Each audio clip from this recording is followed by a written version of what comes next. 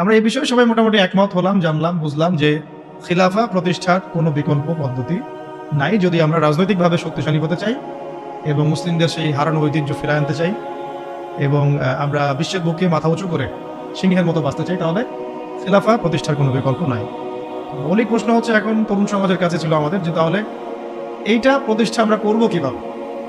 আপনাদের মধ্যে থেকে অনেকেই উত্তর দিলেন এবং এই উত্তরটাকে আমি সমন্বয় করছি এবং যে জায়গায় গ্যাপ আছে ওইটা আমি আমার মতো করে পূরণ করার চেষ্টা করছি। সর্বপ্রথম যে বিষয়টা আমাদের প্রয়োজন সেটা হলো দিনের শরীয়তের, দিন ইসলামের শরীয়তের মোটামুটি একটা গভীর জ্ঞান অর্জন করা। এটা প্রথম কাজ। কারণ দিনই ইলম অর্জন করা ছাড়া দিনের কোনো ক্ষেত্রে আমরা কোনো অবদান রাখতে পারবো। যে বিষয়ে আমার কোনো জ্ঞান নাই সে বিষয়ে আমি কিভাবেই বা জনসচেতনতা তৈরি করতে পারি, কিভাবেই বা আমি সেটা নিজে আমল করবো আর কিভাবে প্রতিষ্ঠা হোক, এই সম্ভব? সম্ভব না। আমি যদি নামাজ সম্পর্কে আমার জ্ঞানই নাই কিভাবে পড়তে হয়, তাহলে আমি তো নিজেই পড়তে পারবো না ঠিক মতো। তাহলে আমি মসজিদে কিভাবে প্রতিষ্ঠাই বা করবো, কেমন করে ইমামতি করবো, কেমন করে বা আমি নামাজ দেশেই বা প্রতিষ্ঠা করবো? সম্ভব? তাহলে এক নম্বর পয়েন্ট কি আসলো বলেন? দিনই ইলমের গভীরতা অর্জন করার জন্য সচেষ্ট হওয়া, চেষ্টা করা। এর মানে এই না সবাইকে মুফতি হতে হবে, সবাইকেই মুহাদ্দিস হতে হবে, সবাইকেই ফকিহ হতে হবে। এটা জরুরিও না এবং সম্ভবও না। এটা কি না? জরুরিও না এবং আসলে সম্ভবও না। নির্দিষ্ট একটা শ্রেণীর মানুষ ফকিহ হন, নির্দিষ্ট একটা শ্রেণীর মানুষ মুহাদ্দিস হন, মুফতি হন। কিন্তু আমভাবে শরীয়তের যে ফরজিয়াতের জ্ঞান, এটা আমাদের সবাইকে অর্জন করতে হবে। তলাবুল ইলমি ফরিদাতুন আলা কুল্লি মুসলিম, এটা হলো ব্যাখ্যা। এই পয়েন্টগুলো একটু লিখে নেবেন বা যখন আমরা ইনশাআল্লাহ এটা প্রচার করবো তখন যেন লিখিত আকারেও থাকে বিষয়। এক নম্বর পয়েন্ট হবে কি, কিভাবে আমরা খেলাফা কায়েম করবো? প্রথম কাজ শরীয়তের জ্ঞান অর্জনে সচেষ্ট হওয়া, ঠিক আছে? দ্বিতীয়টা হচ্ছে ওই জ্ঞান অনুযায়ী নিজে আগে আমল করা, ইলম অনুযায়ী নিজে আমল করা। এমন কেউ খলিফা হতে পারবেই না যে নিজে ইসলামের এই ফরজিয়াত, ওয়াজিব, সুন্নাত এগুলো আমল করে, সে কি খলিফা হতে পারবে? ইসলামে যারা খলিফা, বরেণ্য খলিফা আবু বকর রাদিয়াল্লাহু আনহু, ওমর, ওসমান, আলী, তাদের আমল আর আমাদের তাদের এক রাতের আমল আর আমাদের সারা জীবনের আমল কখন এক হবে বলেন? সাহাবায়ে কেরাম রাদিয়াল্লাহু আনহুম আজমাইন যুদ্ধের মাঠেও মিসওয়াক করা ছাড়তেন না, জিহাদের কাতারে দাঁড়িয়েও কি করতেন না? মিসওয়াক করা ছাড়তেন না। আর আমরা কি করি? আমরা কিছু করলে তার সাথে আবার হারাম কিছু গান লাগাই দিচ্ছি আর কি, মানুষ গানটাও শুনে ফেলতেছে। সাহাবায়ে কেরাম রাদিয়াল্লাহু আনহুম জিহাদের মাঠেও মিসওয়াক ছাড়তেন না। তাহলে ইলমের সাথে সাথে আমলটা খুব জরুরি বিষয়। আমল না থাকলে ওই তাসকিয়া আসবে না। তাসকিয়া না আসলে তার মধ্যে পরকালীন চেতনাটা অত গাঢ় থাকবে না এবং আত্মশুদ্ধি ছাড়া কোনো ব্যক্তিকে দিয়ে সমাজ সংস্কার সম্ভব নয়। নবী সাল্লাল্লাহু আলাইহি ওয়াসাল্লামের এই যে এত সাফল্য, তার পিছনে দেখেন অন্যতম একটা কারণ কি, তিনি সবার আগে আমল করে দেখাতেন। আমাদের নবীজি এমন মানুষ ছিলেন না যে আমল করতে খালি বলতেন, বরং নিজে আগে ওটা করে দেখাতেন। কথা ঠিক কিনা? নিজে আমল করে দেখাতেন, বরং অন্যদের চেয়ে বেশি করতেন। তিনি প্রত্যেক রাতে তাহাজ্জুদ করতেন। আমাদের তো প্রত্যেক রাতে তাহাজ্জুদ করা ফরজ না, তার উপরে কি ছিল? ফরজ। টানা রোজা রাখতেন, বলতেন যে তোমরা এত টানা রাখতে পারবে না, আল্লাহ পাক আমাকে ঘুমন্ত অবস্থায় খাওয়ান, ঘুমন্ত অবস্থায় পান করান। তো তিনি আরো বেশি করে দেখাতেন। মানে বুঝতে চাচ্ছি যে আমলহীন ইলমেরও কোনো মূল্য পাওয়া যাচ্ছে। আমলবিহীন ইলম আপনার উপকার করতে, আচ্ছা তাহলে আমলটা বাড়াতে হবে। আল্লাহ পাক আমাদেরকে তৌফিক দান করেন। ফরজগুলো আগে পালন করা, সুন্নতের পাবন্দ হওয়া, মুস্তাহাবগুলো না ছাড়া, চেষ্টা করা না ছাড়া। তিন নাম্বার হচ্ছে, দেখুন তিন নাম্বারটা হচ্ছে নিজের পরিবারটা করা। এই ভাই একজন কথা বলেছেন একটু আগে, এটা নিয়ে একজন পরিবার গড়ার জন্য সচেষ্ট হওয়া। তবে এটা মনে করবেন না যে পরিবারের সব সদস্যই আপনার মতোই হবে, এমনটা নাও হতে পারে। এটা ক্ষেত্র বিশেষে নাও হতে পারে, হলে আলহামদুলিল্লাহ, নূর আলা নূর, কিন্তু নাও হতে পারে। কারণ অনেক ক্ষেত্রে দেখা গেছে যে পরিবারের লোকজন ইসলামের বিপক্ষে অবস্থান নিয়েছে। হয় নাই? নবীর ক্ষেত্রে হয় নাই? আমাদের নবীজির ক্ষেত্রে হয় নাই? আপনারা সিরাত পড়লে তাজ্জিব হয়ে যাবেন যে ইসলামের ইতিহাসে জিহাদের মাঠে সর্বপ্রথম তীর ছুঁড়েছেন যে সাহাবী, আর প্রথম ফায়ার করেছেন, তীর ছুঁড়েছেন যে সাহাবী, তার নাম সাদ ইবনে আবি ওয়াক্কাস রাদিয়াল্লাহু আনহু। কি নাম? 10 জন সাহাবী জান্নাতের সুসংবাদ প্রাপ্ত, তার মধ্যে একজন। কি নাম বলেন? এটা জানলেন। আবার উহুদের মাঠে যে কয়েকজন কাফের আল্লাহ নবী সাল্লাল্লাহু আলাইহি ওয়াসাল্লামের উপরে আঘাত করেছিল, তার মধ্যে একজন হচ্ছেন উতবা বিন আবি ওয়াক্কাস। কি নাম? আপনারা জানলে আজীব হবেন, তাজিব হবেন, তাজ্জিব হয়ে যাবেন। যে উতবা বিন আবি ওয়াক্কাস সাদ ইবনে আবি ওয়াক্কাস রাদিয়াল্লাহু আনহু ভাই। কি বুঝলেন? কি বুঝলেন? একজন 10 জন জান্নাতের সুসংবাদ প্রাপ্ত সাহাবীদের একজন, ইসলামের জন্য প্রথম তীর ছুঁড়েছেন কে? তার ভাই উতবা বিন আবি ওয়াক্কাস কি করলেন ওদের যুদ্ধে? তাহলে আমরা একটা আইডিওলজি পেলাম যে সবাই এক মতাদর্শের হতে হবে, এটা জরুরি। নিজের পরিবারেই হয়তো হবে না, নিজের স্ত্রীও নাও কথা শুনতে পারে, নিজের সন্তান কথা না শুনতে পারে, নিজের ভাই নাও বুঝতে পারে, আপনার ভাষা হয়তো তারা বুঝবেই না, এমনও হতে পারে। তাই বলে আমরা তাদের উপর মেহনত করা ছাড়বো না, তাদের জন্য দোয়া করা ছাড়বো না, তাদের জন্য আমরা মেহনত করবো, দোয়া করবো, বুঝানোর চেষ্টা করবো, কিন্তু জরুরি না যে সবাই বুঝবেই। তাহলে পরিবার গড়ার জন্য চেষ্টা করবো, কিন্তু এটাও খেয়াল রাখবো যে সবার ভাগ্যে হেদায়েত নসিব না হতে পারে, এটা আল্লাহর পক্ষ থেকে আসবে, আল্লাহ পাক যাকে ইচ্ছা তাকে হেদায়েত দিতে পারে। 4 নম্বর পয়েন্টটা হচ্ছে সবার রিজিক হতে হবে হালাল। হারাম রিজিকের ব্যক্তি দিয়ে না হবে দাওয়াত, আর না জিহাদ, না খেলাফ। রিজিকে সুদ, রিজিক নোংরা, ঘুষ, দুর্নীতি, আত্মসাৎ, অন্যের সম্পদ আত্মসাৎ করছেন, নাউযুবিল্লাহ, ওই বাজারে মাপে কম দিচ্ছেন, ইত্যাদি ইত্যাদি। আর এই রিজিক খেয়ে কি ইলম অর্জন হবে, আর কি ইবাদত করা হবে, আর কি তাজকিয়া অর্জন হবে, এটা আপনি বুঝতে পারছেন। আর খেলাফত বহু দূরের কথা, তাই না? ওটা তো চূড়ান্ত একটা স্টেজ, যে একদম বিশ্বের ক্ষমতা, রাজনৈতিক ক্ষমতা হাসিল করা। তাহলে আমাদের সব রিজিকটাকে হালাল করার চেষ্টা করতে হবে। এখন তো সুদের মাধ্যমে নোবেল পুরস্কার পায় মানুষ, তাই না? এটা তো জাতিগত অবস্থা। তাহলে আপনি রিজিক হালাল কত টাফ বুঝতে পারছেন কিনা, কত কঠিন রিজিক হালাল হওয়া। আমরা পশ্চিমাদের কাছে গ্রহণযোগ্যতার মানদণ্ড বানাচ্ছি কোনো কোনো ক্ষেত্রে, অথচ আমরা ভুলে গেলাম যে সবচেয়ে গ্রহণযোগ্য সে ব্যক্তি যে আল্লাহর কাছে গ্রহণযোগ্য। কি আশ্চর্য! অং সান সুচি নোবেল পুরস্কার পেয়েছিল, মনে আছে আপনাদের? কিসে? পিস, শান্তিতে। যার হাতে আরাকানের বহু মুসলিম এবং অমুসলিম, শুধু মুসলিম না, মুসলিম অমুসলিম বহু মানুষের রক্ত লেগে আছে। কিসে নোবেল পুরস্কার পাইছে সে? এখন যদি আমি এই পুরস্কারের মানদণ্ডে তাকে যাচাই বাছাই করা শুরু করি, তাহলে আপনি একটু জাহেলে মোরাক্কাব, এবং না আপনি দিন বুঝেন, না দুনিয়া বুঝেন, না ইহকাল বুঝেন, না পরকাল বুঝেন। তো আল্লাহ পাকের কাছে যে মাকবুল সেই মাকবুল, আল্লাহ পাকের কাছে যে গ্রহণযোগ্য সেই গ্রহণযোগ্য। এই গ্রহণযোগ্যতার মানদণ্ড পশ্চিমাদের দর্শন নয়, বরং কোরআন এবং হাদিসের মূলনীতির আলোকে আমাকে বুঝতে হবে যে কে আল্লাহর কাছে গ্রহণযোগ্য হতে পারে। আফসোস এই বিষয়গুলোকে কেন্দ্র করে করতেই হয় যে আমরা এই বিষয়গুলো ভুলেই গেছি। আমাদের চোখ দুনিয়া ছাড়া কিছুই বুঝে না। আপনারা এমন যে পশ্চিমাদের কোনো গ্রহণযোগ্য ব্যক্তি বা তাদের কোনো খাদেম আমাদের ত্রাণকর্তা হয়ে আসবে, উম্মাকে খেলাফার দিকে নিয়ে যাবে, ভাবখানা এরকম, আমাদের ভাবখানা এরকম। তো আমরা আল্লাহর বিরোধী, আল্লাহ পাকের বিধানের বিরোধী কোনো ব্যক্তিকে যদি মনে করি যে তিনি মুসা আলাইহিস সালামের ভূমিকায় এসে বনু ইসরাইলকে বাঁচায় নাজাতের পথ নিয়ে যাবে, এর চেয়ে বোকা কোনো জাতি হয়? আফসোস এগুলো আমাদের জন্য। তো আল্লাহ পাক আমাদেরকে হক বোঝার তৌফিক দান করেন। 4 নম্বর কটা হলো? 4টা। একটা কি ছিল বলেন তো? প্রথমটা এইটুকু আলোচনা মুখস্থ করে বাসা যাই, তাহলে আজকের আলোচনা সফল ইনশাআল্লাহ। শরিয়ার যত পারি গভীর জ্ঞান অর্জন করো। এবং সবাই তো ফকিহ মুহাদ্দিস মুফতি হতে পারবো না, কিন্তু একটা মানে ফরজিয়াতের জ্ঞানটা সবাইকে অর্জন, এটা ফরজ। এবং আমাদের পরিবারের সদস্যদেরকেও শেখাতে হবে। 2 নম্বর হচ্ছিল আমলটা বাড়ানো, ইলম অনুযায়ী আমলটা বাড়ানো। 3 নম্বরটা ছিল আমার পরিবারটাকে আগে গড়ে তোলার চেষ্টা করা। পরিবার না গড়ে উঠলে যে আমি বাইরে আবার দাওয়াতের কাজ করতে পারবো না বা খেলাফত মুভমেন্ট করতে পারবো না, বিষয়টা এমনও না। আমাদের এটাও চলবে, এই মেহনতও চলবে, আবার আমরা বাইরের মেহনত করবো ইনশাআল্লাহ। 4 নম্বর হচ্ছে রিজিক হারাম যেন নিজের রক্তে না ঢোকে। এটা খুবই সতর্কতার সাথে চলা, নাহলে হারাম খোরদেরকে দিয়ে খেলাফা কায়েম হয় না, কখনোই হয়নি, হবে বলে লাভ নাই। মানে যারা হারাম খাচ্ছে, হারামের প্রতিষ্ঠা করছে, সুদ, তারপরে ঘুষ, দুর্নীতি ইত্যাদি ইত্যাদিকে এটাকে একটা সামাজিক সংস্কৃতি বানায় ফেলেছে, তাদেরকে দিয়ে কঠিন কালেও আল্লাহ পাকের জমিনে আল্লাহ পাকের বিধান প্রতিষ্ঠা করা সম্ভব, এবং তারা সেটা করবে আমরা কখন, ওই চেতনাই তাদের মধ্যে আসবে না। 5 নম্বরটা হচ্ছে যে মাথার উপরে মুরব্বি রাখা। এটা মাথাটা ভালো করে ঢোকান, মাথার উপরে মুরব্বি রাখা।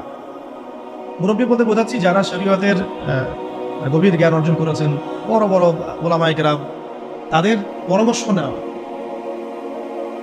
যে নিজেকেই মুরব্বী মনে করে সে পথভ্রষ্ট হইতে তার একদিন সময় লাগতে পারে। আমরা এমন অনেক ওলামায়ে কেরামের এক্সাম্পল দিতে পারবো, পাবলিকলি নাম বলতে যাচ্ছি না, শুধুমাত্র নিজেকে মুরব্বী মনে করার কারণে এবং তার মাথার উপরে কোনো মুরব্বী না থাকার কারণে মুহূর্তের মধ্যেই পদস্খলিত হয়ে গেছে। এমন হচ্ছে সকালে হয়তো মুমিন ছিল, বিকালে কুফরি কথা বলে ফেলছে।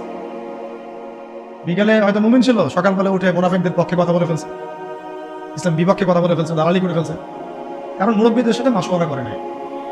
এই জন্য, আর এটা হলো তাদের কথা বললাম যারা মানে ফান্ডামেন্টাল আলেম, এরকম অনেকেই এরকম পরিস্থিতির শিকার হয়ে গেছে। আর আমরা যারা আলেম না, জেনারেল শিক্ষিত মানুষ বা শরিয়াত অত বুঝি না, তারা যদি মুরব্বী মেনে না চলে আমাদের কি অবস্থা হবে? এখন এখানে আমি চলমান প্রেক্ষাপটে একটা খালি আফসোসের কথা বলি, অনেক কিছুই হলো, অনেক কিছু হচ্ছে, আবার অনেক কিছু হবে, তাই না? কিন্তু যারা এখানে নেতৃত্ব দিচ্ছেন বা লিডিং রোল প্লে করছেন, তাদের মাথার উপরে কোন কোন মুরব্বীদেরকে তারা রেখেছেন এটা আমি জানতে চাই। কোন কোন বরেণ্য বিদগ্ধ ওলামায়ে কেরাম আর মুরব্বীদের সাথে মশওয়ারা করে আপনারা কাজ করছেন, এটা জানার আমার খুব ইচ্ছা। যদি করেন আলহামদুলিল্লাহ, যদি না করেন তাহলে এটা খুবই গলত একটা কাজ আছে। উচিত ছিল বরেণ্য ওলামায়ে কেরামদের সাথে পরামর্শ করা। ওলামায়ে কেরাম আপনার ঘরের দরজার সামনে যাবেন না, তো আপনাকে আসতে হবে ওলামায়ে কেরামের দরবারের সামনে। জ্ঞান কারো কাছে হেঁটে হেঁটে যায় না, আপনাকে জ্ঞানের কাছে আসতে হবে। আর বরেণ্য ওলামায়ে কেরামদেরকে ফেসবুকে পাবেন না তো, এবার ফেসবুক ইউটিউবে খালি সার্চ মারলেই তো হবে না যে কাদের ওয়াজ মানুষ বেশি শোনে আর কাকে মানুষ বেশি বড় আলেম মনে করে। নো, আপনাকে দেখতে হবে যে আলেমরা কাকে আলেম মনে করে, আমজনগণ কাকে আলেম মনে করে, এটা বড় কথা না। আমজনগণ যদি আলেম মনে করে ভোটাভুটি হয়, তাহলে আমি তো কালকে প্রেসিডেন্ট হইতেও পারি, আল্লাহ যদি চান। বা আরো অনেকে আছে, আজাদি ভাই আছে, আমাদের আরো অনেক ভাই আছে, ভোটাভুটি নিলে তো তারাও ভালোই করবে, খারাপ হবে না, তাই না? জনপ্রিয়তা আছে, এটা সত্য মিথ্যার মানদণ্ড না। এই জনপ্রিয়তা হক আর বাতিলের মানদণ্ড পশ্চিম গেলেও না। আপনারা দেখবেন ওলামায়ে কেরাম কাকে হক মনে করেন, ওলামায়ে কেরাম কার কাছে ইলম নিতে চান, ওলামায়ে কেরাম না কার পিছনে ছুটতেছে, ওইটা আপনি ফলো করুন। সাধারণ নামভাবে মানুষ পঙ্গপারের মতো কাকে ফলো করতেছে, কাকে হিরো মনে করতেছে, কাকে বড় সেলিব্রিটি মনে করতেছে, this is not the big deal. এটা বড় কথা। এটা এটা ভালো হতে পারে, তার জন্য কল্যাণকর হতে পারে, আবার ফিতনাও হতে পারে। ইসলামিক ক্ষেত্রেও, রাজনৈতিক ক্ষেত্রেও এবং সামাজিক ক্ষেত্রেও অনেক বিষয়ের সিদ্ধান্ত গৃহীত হচ্ছে ফেসবুকের মাধ্যমে। ফেসবুকে একটা হাইপ তুলে দেন, দেখা যাবে মানুষ, দেখা যাচ্ছে ওইটাকে নিয়ে সারাদিন বসে আছে, ঘুরে ফিরে ওইটা সামনে আসতেছে, এটা নিয়ে সবাই লেখালেখি করতেছে, পরে ওইটার আলোকে একটা সিদ্ধান্ত বাস্তবায়ন হয়ে গেল। সুবহানাল্লাহ, সুবহানাল্লাহ, কি জাহালাত, কি ফিতনা! কেন জাহালাত ফিতনা বলছি? একটা এক্সাম্পল দিলে বুঝবেন, একটা খালি এক্সাম্পল দেব। মনে করেন এটা উমর রাদিয়াল্লাহু আনহু শাসন, একটু মনোযোগ ধরে রাখেন। কার শাসন? উমর রাদিয়াল্লাহু আনহু শাসনে যারা জনগণ, তারা সবাই সাহাবী না? তারা আল্লাহর রাসূলকে দেখেছেন না? এই দীর্ঘ সময় রাসূলের সহবত ছিলেন না? ওই জামানার একজন ব্যক্তি কি এখনকার সব মানুষের চেয়ে উত্তম না? বুঝলেন কথা? কিন্তু উমর রাদিয়াল্লাহু আনহু সমস্ত সাহাবীদের সাথে এই তথাকথিত গণতান্ত্রিক পদ্ধতিতে মাশওয়ারা করতেন না। মাশওয়ারা করার জন্য ওই সাহাবীদের মধ্যেও বাছাইকৃত একটা প্যানেল ছিল তার, যেটাকে বলা হতো মজলিসে শুরা। কি বলা হতো? মজলিসে শুরা। তার মধ্যে বড় বড় বরেণ্য সাহাবী ছিলেন, আলী রাদিয়াল্লাহু আনহু ছিলেন, উসমান রাদিয়াল্লাহু আনহু ছিলেন, তালহা রাদিয়াল্লাহু আনহু ছিলেন, আব্দুর রাহমান বিন আউফ ছিলেন রাদিয়াল্লাহু আনহু, আর কি জুবাইর ইবনে আওয়াম রাদিয়াল্লাহু আনহু ছিলেন। এরকম প্রায় 10 জন 15 জন সাহাবীর একটা প্যানেল ছিল। দেখেন, সাহাবীদের যুগেও তিনি বাছাইকৃত মানুষদের সাথে মাশওয়ারা করে সিদ্ধান্ত নিতেন। আমি কি পয়েন্ট বুঝতে পারছি? সাহাবীদের যুগেও তিনি বাছাইকৃত সাহাবীদের সাথে মাশওয়ারা করে সিদ্ধান্ত নিয়ে রাষ্ট্র পরিচালনা করতেন। আর আমরা ফেসবুকের হাইপ থেকে সিদ্ধান্ত নেই। ফেসবুকে কাকে মানুষ হিরো মনে করছে, কাকে কার ভিউজ বেশি, কার ফলোয়ার্স বেশি, কে কোন হাইপে চলছে ইত্যাদি। আলহামদুলিল্লাহ, আমিন দানি। এই হাইপের খপ্পরে পড়লে সবসময় সিদ্ধান্ত সঠিক হবে না, বেশিরভাগ ক্ষেত্রে ভুলও হতে পারে। ইসলামী সংগঠনের আমির কে হবে, এটার ফয়সালা হচ্ছে ফেসবুকে। ফেসবুক তো ইউজ করতেছে সবাই, মানুষ, জিন, ইনসান, গরু, ছাগল, হাঁস, মুরগি সবগুলো। যেদিন বুঝে না যে আলেম না, যে কোরআন পড়তে পারে, যে পারে না, সবাই ইউজ করতেছে, সবাই মতামত দিচ্ছে। আর সবার মতামত সামনে যখন আসতেছে, একটা বিশৃঙ্খল অবস্থা। একটা এক্সাম্পল দিলাম, উমর রাদিয়াল্লাহু আনহু সমস্ত সাহাবীদের মধ্যে থেকে বাছাইকৃত সাহাবীদেরকে নিয়ে মজলিসে শুরার মধ্য দিয়ে সিদ্ধান্ত নিয়ে রাষ্ট্র চালিয়েছেন বলেই তো ওই যুগটাকে বলি আমরা সোনালী যুগ। ওই জামানায় যদি ফেসবুক থাকতো তাহলে অবস্থা খারাপ ছিল। সলফে সালেহিনদের যুগে এই ফিতনাটা আসে নাই বলে তাদের চরিত্র আল্লাহ পাক হেফাজত করেছে। এখনকার যুগে যদি আবু হানিফা রাহিমাহুল্লাহ বয়ান করা শুরু করে, তার বয়ানের যে কত ভুল মানুষ ধরা শুরু করবে আল্লাহ ভালো জানে ফেসবুকে। যাই হোক, ওইটা আলাদা ইস্যু, আমি ওইদিকে আর গভীর করছি না।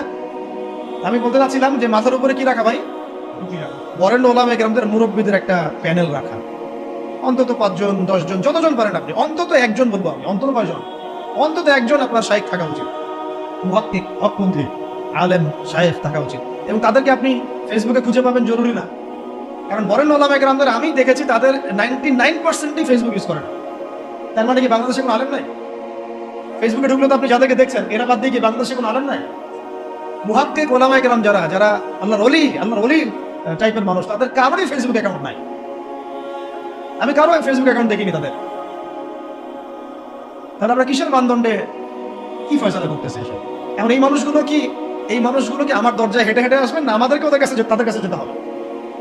কই আমরা জাতিগত সিদ্ধান্ত নেওয়ার সময় কই গেলাম, কই যাচ্ছি, কোথায়? ধরো খোঁজারও তো চেষ্টা করছেন, আমাকে বলেন একটা দলিল দেই।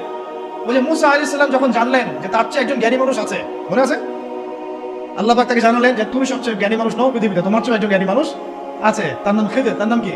খিজির আলাইহিস সালাম। তো মুসা আলাইহিস সালাম কি বললেন যে তাকে আমার কাছে আল্লাহ পাঠাই দেন, তো আমি তার কাছ থেকে মশওয়ারা নেই, পরামর্শ নেই, বরং বললেন যে আল্লাহ ওয়াইজ ক্বালা মুসা লিফাতাহু লা আবরাহু হাত্তা আবলুগা মাজমা আল বাহরাইন আও আমদি হুকুবা। সুবহানাল্লাহ, কি চমৎকার আয়াত, কি চমৎকার আয়াত! আমি বুঝাতে পারবো না আয়াতের ব্যাখ্যাটা তাদেরকে। যখন মুসা আলাইহিস সালাম জানলেন যে তার চেয়েও একজন জ্ঞানী মানুষ, মুহাক্কিক একজন মানুষ আছেন, আমার ওলি আছেন, হ্যাঁ, তখন তিনি বললেন ওয়াইজ ক্বালা মুসা বলল লিফাতাহু, তার সাথে একজন যুবক ছেলে ছিলেন, ইউসুফ বিন নুন। তো তাকে বললেন যে লা আবরাহু, আমরা ক্লান্ত হব না, ক্ষান্ত হব না, হাত্তা আবলুগা মাজমা আল বাহরাইন, যতক্ষণ আমরা দুই সাগরের মিলনস্থলে পৌঁছাচ্ছি। আও আমদি হুকুবা, না পৌঁছাতে যদি যুগ যুগ লেগে যায় আমি হাঁটবো, তবুও আমি তাকে চাই। সুবহানাল্লাহ, সুবহান। আল্লাহ পাক বলেছিলেন যে তাকে পাবা দুই সাগরের মিলনস্থলে। কোথায় পাবা? দুই সাগরের মিলনস্থল, মাজমা আল বাহরাইন। মুসা আলাইহিস সালাম বলেন যুগ যুগ যদি হাঁটতেও হয়, হুকুবা শব্দ শোনেন নাই? 80 হুকবা জাহান্নামে থাকতে হবে, নামাজ না পড়লে। হুকবা মানে একটা লম্বা সময় বোঝানো হয়। প্রয়োজনে আমি যুগ যুগ চলতে থাকবো, তবুও ওই মানুষের সহমত আমি চাই, শান্ত আমি হবো না, সাথে নিলেন একজনকে, চলো।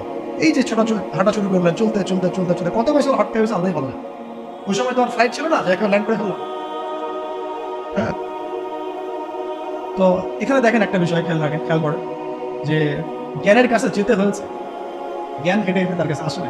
আমাদের এই খিলাফা কনসেপ্টের জন্য অবশ্যই বরেণ্য ওলামায়ে কেরামদের সহবত এবং মাথার উপরে এই মুরব্বীদের পরামর্শ মশওয়ারা লাগবে।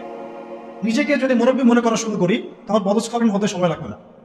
আমাদের অনেক বড় বড় ইসলামিক ব্যক্তিত্ব এবং সেলিব্রিটি এভাবে পদস্খলিত হয়ে গেছে অলরেডি, শুধু মুরব্বীদের সহবত থাকার কারণে, নিজেকে মুরব্বী মনে করার কারণে যে আমি মুরব্বী, আমার কোনো সহবত দরকার নেই। অথচ প্রত্যেক বরেণ্য মুরব্বীও আমরা যাদেরকে চিনি, তারাও মাথার উপরে মুরব্বী রেখে চলেন। সুবহানাল্লাহ, তাদেরও মুরব্বী আছে। এটা সিলসিলা, একটা সিলসিলা, সিনাই এটা চলে আসতেছে একদম সাহাবীদের যুগ থেকে, রাসূলের যুগ থেকে। তাই 5 নম্বর পয়েন্টটা হচ্ছে আমাদেরকে কি করতে হবে ভাই?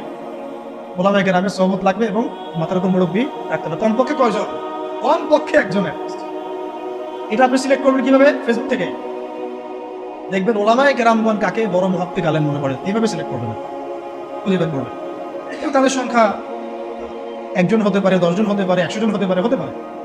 আমাদের মাশওয়ারার এই সুন্নতটাকে চালু করতে হবে। কয়টা হলো? 5টা। আচ্ছা, 6 নম্বরটা হচ্ছে যে আমাদের সবাইকে সিরাতুন নবী সাল্লাল্লাহু আলাইহি ওয়াসাল্লাম পড়তে হবে। কি পড়তে হবে ভাই? এক ভাই বলেছিলেন এই কথাটা মাঝখানে যে খেলাফা প্রতিষ্ঠা করা কি একটা ইবাদত নাকি দুনিয়াবি কাজ? বলেন তো, বলেন। আর ইবাদত যদি হয় তাহলে এর তরিকা কার কাছ থেকে নিতে হবে? রাসূলুল্লাহ সাল্লাল্লাহু আলাইহি ওয়াসাল্লামের সুন্নাত থেকে, সিরাত থেকে। তাহলে আমরা যদি সিরাতের চর্চা না করি, সিরাত না পড়ি, না বুঝি, তাহলে আমরা এই খেলাফা প্রতিষ্ঠার পথে গেলেও ভুল করে ফেলতে পারি। নবীর তরিকা বাদ দিয়ে অন্য তরিকা কি আমল কবুল হবে? মনে হয় আপনাদের সাফল্য আসবে না। আচ্ছা, এটা মাথায় রাখেন। 7 নম্বর হচ্ছে, এটাও বলেছেন এক ভাই যে আমাদের সবাইকে ঐক্যবদ্ধভাবে সিদ্ধান্ত নিয়ে একজনকে আমির নিযুক্ত করতে হবে। কি করতে হবে? আমির তো নিজে বলবে না যে ভাই আমি আসো তোমরা আমার দলে, সে বলবে। যারা বুঝবান তাদের উচিত হবে উদ্যোগ নিয়ে খিলাফা প্রতিষ্ঠার সংগ্রাম বা এই মুভমেন্টে কোনো একজন ভাইকে বা কোনো একজন আলেমকে, কোনো একজন বরেণ্য ব্যক্তিত্বকে আমির হিসেবে নির্ধারণ করা। এই কাজটা কাদের দায়িত্ব দেওয়া? এটা আপনাদের দায়িত্ব। ওলামায়ে কেরামদের সাথে বসা, তাদের সাথে মশওয়ারা করা, কাকে করা যায় এটা নিয়ে একটা মুভমেন্ট করা, এটা আপনাদের দায়িত্ব। নেতা ছাড়া কোনো যুদ্ধ নেতা ছাড়া কোনো মুভমেন্ট হয়? আর সবাই যদি নিজেকে নেতা মনে করা শুরু করে তাহলে হবে? আর নেতা কয়জন হবে? 10 জন 20 জন না একজন? একটা মুভমেন্ট তখন সফল হবে যখন সেখানে একজন বরেণ্য আল্লাহর কাছে কবুল একজন বান্দা, যিনি দায়িত্ব চেয়ে নিচ্ছেন না, চাচ্ছেন না যে আমাকে আমি করবো, বরং মানুষ বুঝে শুনে তাকে আমি করছি। এরকম কোনো মানুষ যখন বিচক্ষণ বিদগ্ধ একজন আমির থাকবে মাথার উপরে, তখন এই মুভমেন্টটা সফলভাবে চলে। এটা হলো আমাদের কাজ। তাহলে আমির একটা বড় বিষয়, কারণ দেখুন সাহাবীরা একজন নেতা অধীনে নেতৃত্বে চলেছে, তাই না? সাহাবীর যুগের পরে আবু বকর রাদিয়াল্লাহু আনহুর সময় কে আমির ছিল? একজন। কয়জন? নাকি নাকি উমর রাদিয়াল্লাহু আনহু আমির, বাকিরা কি সবাই আমির? সবাই কি আলাদা আলাদা আমির? একজন আমির ছিলেন, তিনি আবু বকর রাদিয়াল্লাহু আনহু। তারপরে উমর রাদিয়াল্লাহু আনহুর সময় কি একজন আমির না 10 জন আমির? উসমান রাদিয়াল্লাহু আনহুর সময়, আলী ইবনে আবি তালিবের সময় একজন। কিন্তু আমি একটা এক্সাম্পল দিয়ে বুঝালাম যে আমির যখন একজন থাকে তখন সমাজের শৃঙ্খলা বোঝায়। 10 জন ইমারতের দায়িত্ব যদি দাবি করে আমিও আমির, তুমি অমুক আমির, তুমি তমুক আমির, তাহলে বিশৃঙ্খলা সৃষ্টি হবে, তখন খেলাফত মুভমেন্টটা করবে। 8 নম্বর হচ্ছে আমিরের হাতে বায়াত জরুরি। কি জরুরি? আমিরের হাতে হাত রেখে বায়াত নেওয়া জরুরি শরিয়াতের তাজকিয়ার এবং জিহাদের এবং খেলাফা। বায়াতবিহীন কোনো ইমারত বানাতে পারবো না। কেন? কারণ যখন আমরা যখন বরেণ্য ওস্তাদদের কাছে, মুরব্বীদের কাছে বায়াত করি, তখন কোনো ব্যবসা শুরু করার আগেও তার সাথে পরামর্শ করি যে আমি এটা করতে যাচ্ছি, ওস্তাদ কেমন হবে, আরো বাড়ানো হয়েছে, বা আমি এটা শুরু করতে যাচ্ছি, আপনার মশওয়ারা যাচ্ছি, এই পরিস্থিতিতে আমাদের কি করা উচিত, কিন্তু মশওয়ারা যাচ্ছি। প্রত্যেকটা বিষয় তখন সে আমিরের উপর আমরা মশওয়ারা করেছিলাম। আর যখন আপনি বায়াতবিহীন, তখন আপনি যা ইচ্ছা তাই করতে পারেন, কারণ আপনি তো আনুগত্য করেননি আমার, বা আপনি তো সেই আমিরের আনুগত্য করেননি। তার কাছে আল্লাহ পাককে সাক্ষী রেখে তো আপনি তার হাতে হাত রেখে প্রতিশ্রুতি দেন নাই যে আমি আপনাদের সাথে আছি, আল্লাহর জন্য আমি আপনার এই মুভমেন্টে আছি এবং ইনশাআল্লাহ আমি এর জন্য আমার জানমাল ব্যয় করবো। আপনি তো করে প্রতিশ্রুতি দেন নাই, তাহলে আপনার দ্বারা গাদ্দারি হবে না, কোনো নিশ্চয়তা আছে? কোনো নিশ্চয়তা আছে? এই সুন্নত উঠে গেছে সমাজ থেকে। এটা শুধু এক শ্রেণীর আমরা ওই যে পীর মুরিদি সিলসিলার মধ্যে রেখে দিয়েছি। এটা যে রাষ্ট্রীয়ভাবে প্রযোজ্য ছিল, একটা আন্দোলনের ক্ষেত্রে প্রযোজ্য ছিল, একটা মুভমেন্টের ক্ষেত্রে প্রযোজ্য ছিল, জিহাদের ক্ষেত্রে প্রযোজ্য ছিল, এটা আমরা ভুলে গেছি। সাহাবীদের শোনেন, কোন সাহাবী নবীর কাছে বায়াত না করে মুসলিমই হতে পারে নাই। যে মুসলিম হয়েছেন হাতে হাত রেখে বায়াত করেছেন, করেন নাই ইসলামে বায়াত। তারপরে যখনই নবী সাল্লাল্লাহু আলাইহি ওয়াসাল্লাম কাউকে কোনো সারিয়া অভিযানে পাঠিয়েছেন বা কোনো গাজওয়ায় পাঠিয়েছেন, বা উনি নিজেও গিয়েছেন, তখন সবার আগে জিহাদের বায়াত হয়েছে। এমনকি ওই হুদায়বিয়ার সন্ধির সময়ও যখন খবর ছড়িয়ে পড়লো উসমান রাদিয়াল্লাহু আনহু হত্যা করা হয়েছে, ওইখানেও ওই গাছের নিচে বায়াত হয়েছে যে আমাদের হাতে অস্ত্র নেই, তাতে কি তবু উসমানকে ছাড়া নিয়ে আসবো না, হলে যুদ্ধ হবে। বায়াতবিহীন কোনো জিহাদ হয় না। বায়াতবিহীন কি হয় না? একা একা আপনি কিছুই করতে পারবেন না। একটা জামাআ, ইমারা, আমির, সামউ ওয়া তাআ এবং বায়আ ছাড়া মুভমেন্টগুলো হয় না। এই জন্যই ওই পর্যায়ে পর্যন্ত যেতে পারছি না। আর যারা দেখেন ওই পশ্চিমা শক্তির মোড়ল, নাম না হয় নাই বললাম, ওই রাষ্ট্রের নামও নিতে ইচ্ছা করে না, তাদেরকে যে পিটিএ বের করছে খোরাসান থেকে 20 বছর ধরে মাইরতেছে, তাদের মধ্যে সুন্নতগুলো ছিল, আমির ছিলেন, ইমারা ছিল, জামাআ ছিল, ঐক্য ছিল, বায়াত ছিল। এইটা আমাদের মধ্যে উঠে গেছে, এটা জরুরি। বায়াতে কটা হতো না? আমির লাগবে, বায়াত লাগবে এবং অনুসারী লাগবে। 9 নম্বর কি লাগবে? অনুসারী লাগবে। অনুসারীদের কর্তব্য হচ্ছে সামি'না আতা'না, সামি'না আতা'না, শুনলাম মানলাম, শুনলাম মানলাম। হ্যাঁ, যদি আমিরের মধ্যে এমন কিছু দেখা যায় যে সে সরাসরি কোরআন সুন্নাহর বিরোধী কোনো কাজ করছে, তখন আপনার ওই কথার উপর কোনো ইয়া নাই, আপনাকে শুনতে হবে না, মানতে হবে, তখন এটা নাই। যেমন আবু বকর রাদিয়াল্লাহু আনহু যখন খলিফা হয়েছেন, আপনারা একটু এটা গুগলও সার্চ করলেও পাবেন, কিতাব না করলেও গুগলও পাবেন। যখন তিনি খলিফা হয়েছেন তখন জাতির উদ্দেশ্যে একটা ভাষণ দিয়েছেন। কত মিনিটের ভাষণ জানেন? কত সেন্টেন্সের ভাষণ? 4 থেকে 5টা সেন্টেন্সের ভাষণ। পুরো জাতির উদ্দেশ্যে ভাষণ দিচ্ছেন খলিফা হওয়ার পরে। কত কত সেন্টেন্সে? 4 থেকে 5টা বাক্যের ভাষণ। তাহলে কোন জাতি চিন্তা করেন, আর কত মানে বড় আল্লাহর ওলি তিনি এটা চিন্তা করেন। আবু বকর রাদিয়াল্লাহু আনহু বলছেন যে আমি তোমাদের মধ্যে সর্বশ্রেষ্ঠ মানুষ নই, মানে আমি মনে করি না যে আমি তোমাদের মধ্যে সর্বশ্রেষ্ঠ মানুষ, কিন্তু আমাকে তোমাদের মানে আপনাদের পক্ষ থেকে এই দায়িত্ব দেওয়া হয়েছে। 1 নম্বর সেন্টেন্স শেষ। 2 নম্বর হচ্ছে আসিদকু আমানা ওয়াল কাযিবু খিয়ানা, সত্য এবং সত্যবাদিতা হচ্ছে আমানত, এবং মিথ্যা, এই যে প্রতারণা, মিথ্যা, এগুলো হচ্ছে খিয়ানত। 2 সেন্টেন্স, ঠিক আছে? দাঈফুম মিনকুম কাওয়িউন ইনদি হাত্তা আখুযা হাক্কা লাহু ইনশাআল্লাহ। তোমাদের মধ্যে যারা দুর্বল তারাই আমার কাছে সবচেয়ে বেশি শক্তিশালী। হ্যাঁ, তোমাদের মধ্যে যারা দুর্বল তারা আমার কাছে সবচেয়ে বেশি শক্তিশালী, যতক্ষণ পর্যন্ত মানে আমি তোমাদের হকটা আদায় না করছি।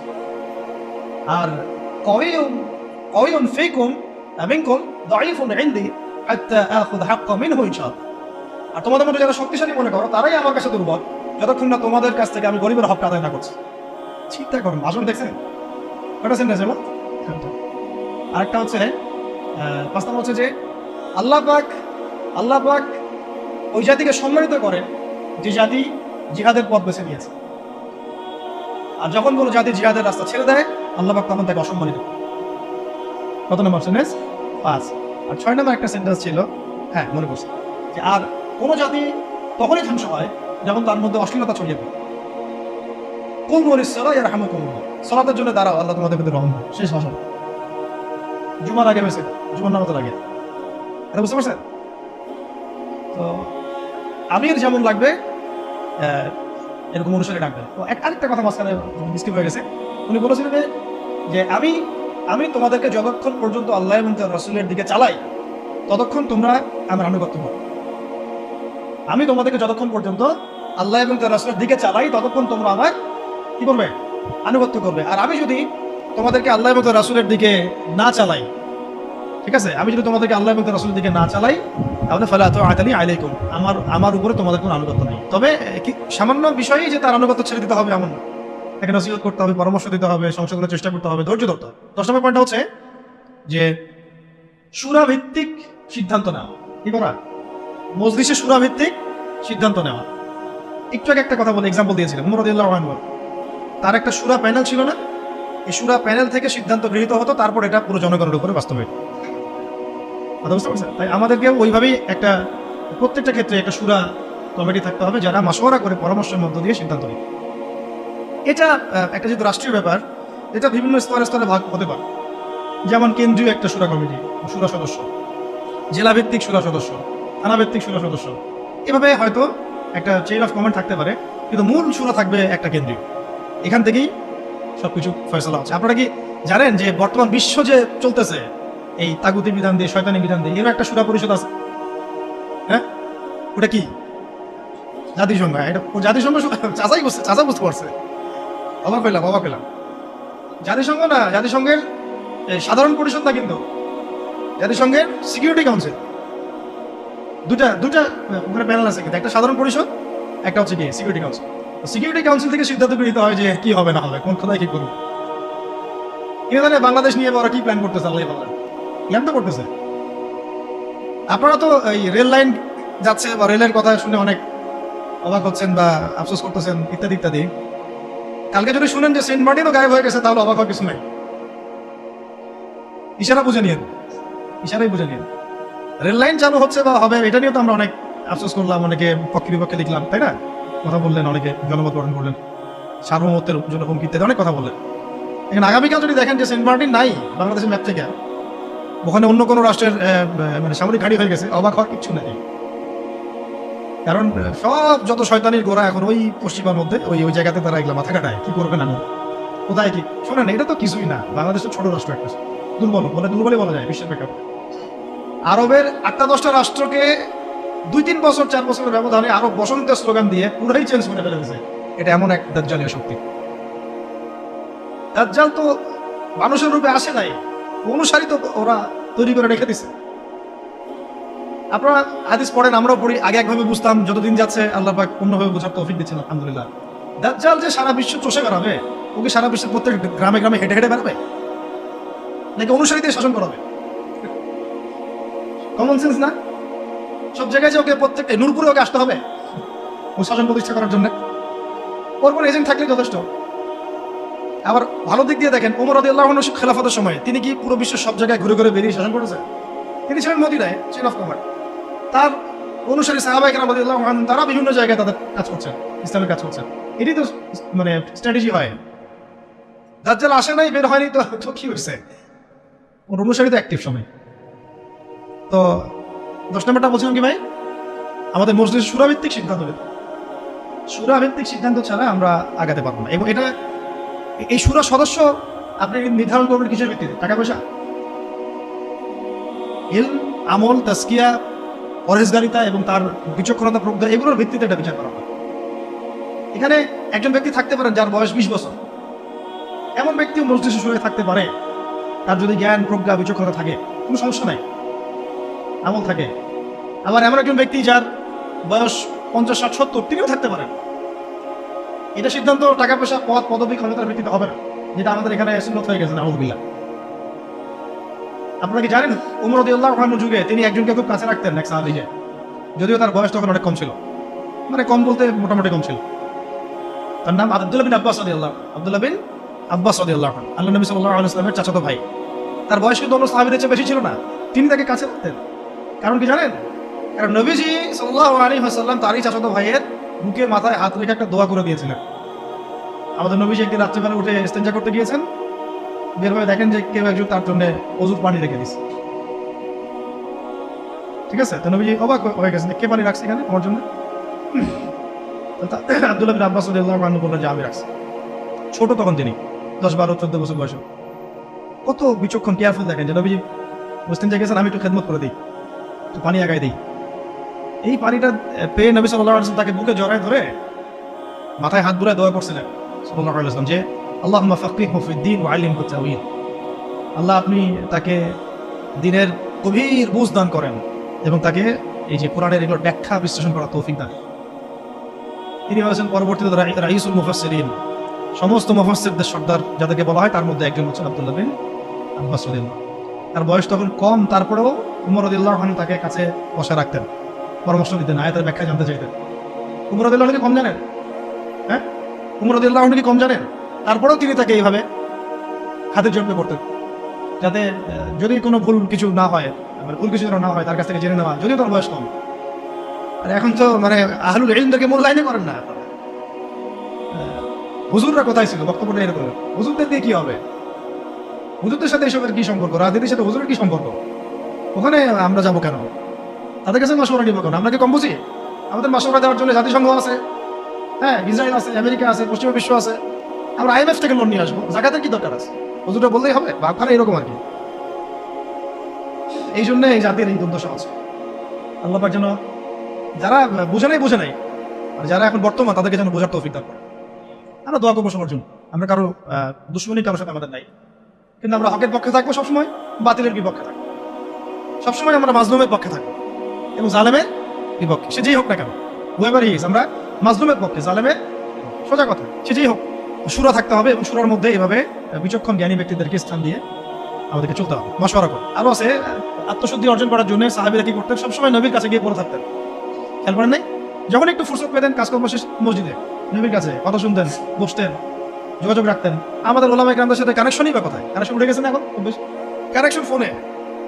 আর এটা নিয়ে আমি আরেকটা লেকচার দিব ইনশাআল্লাহ, যে এটা কি পরিমাণ ফিতনা একটা জগৎ। এই কারো চরিত্র নষ্ট করতে বাকি রাখবে না এবং দুশ্চরিত্র ব্যক্তিকে গাছে উঠাইতেও বাকি রাখবে না। হককে বাতিল বানায় ফেলতে পারে, বাতিলকে হক বানায় ফেলতে পারে। এতটাই ফিতনা। তো আমাদের মুরব্বীদের সাথে, সোহবতের সাথে সাথে তাসকিয়া, আত্মশুদ্ধি অর্জন করার চেষ্টা করতে হবে। এর জন্য ওলামা কেরাম বলেন পরকালের ফিকির করা, মৌতের কথা স্মরণ করা, বেশি বেশি জিকির করা, কোরআন তেলাওয়াত বাড়ায় দেওয়া, তারপরে মুরব্বীদের সাথে দেখা সাক্ষাৎ করা, আলেমদের সাথে যোগাযোগ রাখা। যখনই মনটা একটু দুনিয়াবি ভাব আসতেছে তখনই চলে যাওয়া, যে উস্তাদ আসলে মনটার মধ্যে অস্থিরতা কাজ করতেছে, মনে হচ্ছে ইমান কমে যাচ্ছে, আমল কমে যাচ্ছে, পরামর্শ দেন, এইভাবে অস্থির থাকা। হুযায়ফা রাদিয়াল্লাহু আনহুর ঘটনা মনে আছে না? উনি মনে করছিলেন যে একদিন আমি কি মুনাফিক হয়ে গেলাম কিনা, আল্লাহ নবীর কাছে গিয়ে বসলে জান্নাত জাহান্নাম মনে চোখে দেখতেছি, বাসায় গেলে মনে হয় যে দুনিয়ার কাজে ঢুকে গেছে। মনে আছে না হাদিসটা? আজান আমল বই তো আছে। তো তখন তারা দৌড় দিয়ে আমার নবীর কাছে আসলেন, ইয়া রাসূলুল্লাহ, বাসায় গেলে এমন লাগে, আপনার কাছে থাকলে এমন লাগে। নবীজি বললেন যে এটা স্বাভাবিক, কারণ তোমরা যদি সবসময় ওই একই হালতেই থাকতা তাহলে তো তোমরা ফেরেশতা হয়ে যেতা। এই যে ওনাদের ফিকির যে কি হলো, আমি কি মুনাফিক হয়ে গেলাম কিনা, এটা যোগাযোগটা রাখা। এবং আমি বারবার একটা কথা বলতেছি, জ্ঞান আপনার ঘরের দরজা আসবে না, আপনাকে জ্ঞানের কাছে যাইতে হবে, খুঁজে বের করতে হবে এবং আল্লাহর কাছে কান্নাকাটি করে দোয়া করতে হবে। আল্লাহ আমাকে সেরকম মুহাক্কিক আলেম, ওইরকম মুহাক্কিক আল্লাহর ওলির সোহবত আল্লাহ তুমি নসিব করো, ওইরকম মানুষদের পরামর্শ নিয়ে চলার তৌফিক দাও। ঠিক আছে, কটা হচ্ছে? আচ্ছা, এবার আসি, এগুলো একটু স্ট্রং, এটা একটা বলে শেষ করতেছি। 12 নম্বর হচ্ছে শারীরিক এবং মানসিকভাবে শক্তিশালী হওয়া। কি ঘুম আসছে? ঘুম আসলে একটা কাজ করেন, জায়গা পরিবর্তন করেন। এটা কিন্তু ঘুম চলে যাওয়ার একটা সুন্দর, জায়গা পরিবর্তন করে ঘুম চলে যাও। বারো না, এটা শারীরিক মানসিক দুই দিক থেকেই শক্তিশালী হওয়ার চেষ্টা করো। কারণ ইসলামের সুন্নত এটা নয় যে আমি গিয়ে মায়ের খাবো। জিহাদের মাঠে সাহাবীরা কখনো এই উদ্দেশ্যে যান নাই যে গেছি আমাকে মারো আমি শহীদ হয়ে যাবো, এইভাবে যান নাই তারা কখনো। বরং গিয়েছেন এই উদ্দেশ্যে যে আমি কাফেরের গর্দান উড়াই দিব। এবং সেই প্রস্তুতি, সেই প্রিপারেশন, সেই ফিজিক্যাল স্ট্রেন, তার প্রশিক্ষণ, এদাত, এগুলো তাদের ছিল। ওইটা এমন যুগ ছিল যখন প্রত্যেক ঘরে ঘরে জন্ম থেকেই মানুষ এগুলো শিখতো। তীর নিক্ষেপ করা, তরোয়াল চালানো, কুস্তি ইত্যাদি ইত্যাদি, এগুলো জন্ম ছোটবেলা থেকেই মানুষ এগুলো শিখতো। এখন তো এটা মানে সব ঘরে ঘরে নাই, আলাদা করে আমরা প্রশাসনিক বাহিনী তৈরি করেছি। এটা হচ্ছে জনগণকে নিরস্ত্রীকরণ করে দেওয়ার একটা প্রক্রিয়া। কিন্তু যাদেরকে প্রশিক্ষিত করছি তারা আবার পশ্চিমাদের দাসত্ব করতেছে, ওদের সেবা বসে বসে আছে। একটা জাতিসংঘের মিশনকে তারা মনে করতেছে জান্নাতের টিকিট পেয়ে গেছে। নাউযুবিল্লাহ, তাই না? একটা মিশনের জন্য আপনি কোনো কোনো ক্ষেত্রে মুজাহিদ ভাই লোকে গুলি চালাই দিচ্ছেন। আল্লাহ পাক আপনাদেরকে বোঝার তৌফিক দান করেন। এটাকে ইদাআত বলে, শরীয়তের ভাষায় কি বলে? ইদাআত মানে হচ্ছে মানে শারীরিক মানসিকভাবে শক্তিশালী হওয়ার চেষ্টা করা। অ্যাটলিস্ট আপনার ফিজিক্যাল এক্সারসাইজগুলো করা, মার্শাল আর্টস শেখা, বা তারপরে সেলফ ডিফেন্স শেখা। এখন তো আর ওই পরিবেশ নাই যে সবাই ওইসব অস্ত্র চালানো শিখতে পারবে, এটা তো সবার ক্ষেত্রে প্রযোজ্য হচ্ছে না। কিন্তু অ্যাটলিস্ট মেন্টালি এবং ফিজিক্যালি স্ট্রং থাকার চেষ্টা করো। কারণ এটা সুন্নত নয় যে আমি গিয়ে মায়ের খেয়ে চলে আসবো। সাহাবেরা এই উদ্দেশ্যে জিহাদের মাঠে যান নাই, বরং গিয়েছেন কোন উদ্দেশ্যে?